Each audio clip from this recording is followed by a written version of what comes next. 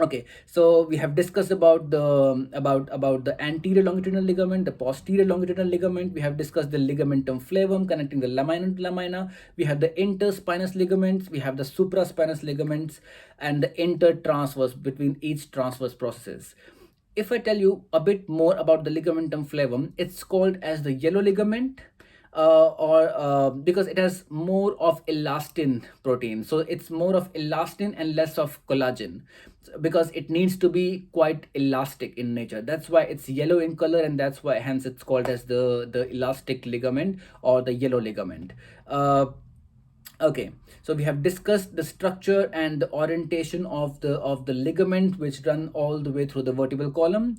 Now we can discuss a bit more about the zygoepiphyseal joint capsule. So till now we discussed about the facet joints, the joint on the superior section of the lower vertebra and the joint on the lower section of the top vertebra, which attaches and makes the facet joint. We can call it as a zygoepiphyseal joint as well.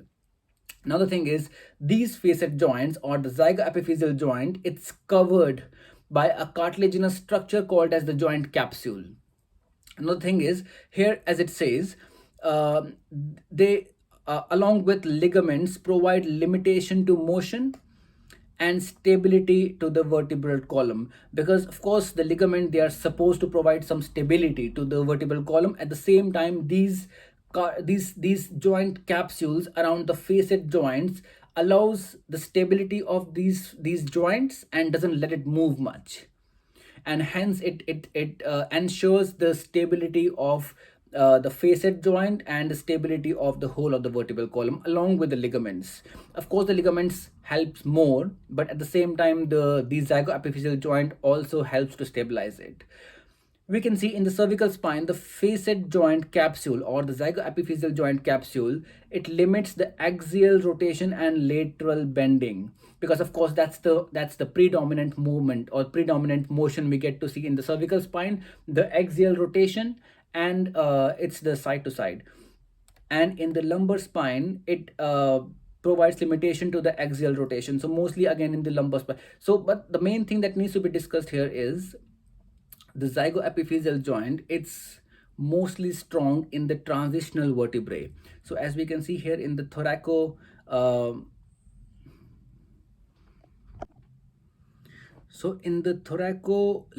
region, this one, and the cervicothoracic region. So thoracolumbar is the junction between the thoracic spine and the lumbar spine. So at the junction, so it won't be wrong if I say between T12 and L1, because of the reason the structure of the vertebrae is changing drastically, because the thoracic vertebrae, they are supposed to have a certain kind of vertebral structure, and the lumbar spine or the lumbar vertebrae, they are supposed to have a bit of different structure, because it's the maximum change in the structure or the orientation of the vertebrae, be it their facet joint orientation and other things as well.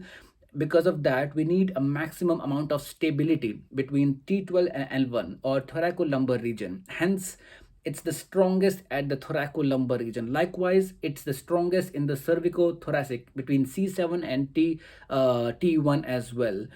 So mostly at the transitional region, we get to see the maximum strength, most strongest zygoepiphyseal joint capsule or the facet joint capsule. Okay, so till now, uh, mostly we have discussed the things that we were supposed to discuss in this video.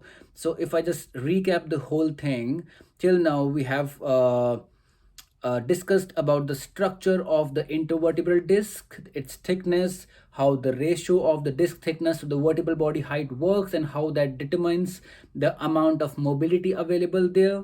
And then we discussed about the content, the structure of the intervertebral disc, what are the structures, what are the contents of it, and which is more, which is less in which part of the intervertebral disc. We discussed a bit about the innervations and the blood supply of the intervertebral disc and how it gets its nutrition.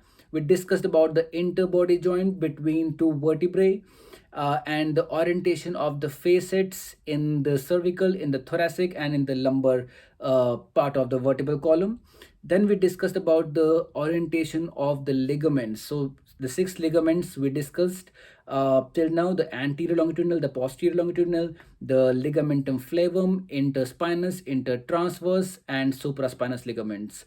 Uh, Along with that, we discussed a bit about the zygapophyseal joint capsule as well. So now, after this, in subsequent videos, we would be discussing about the kinematics, the movement, how it works between the vertebrae, and that's pure biomechanics.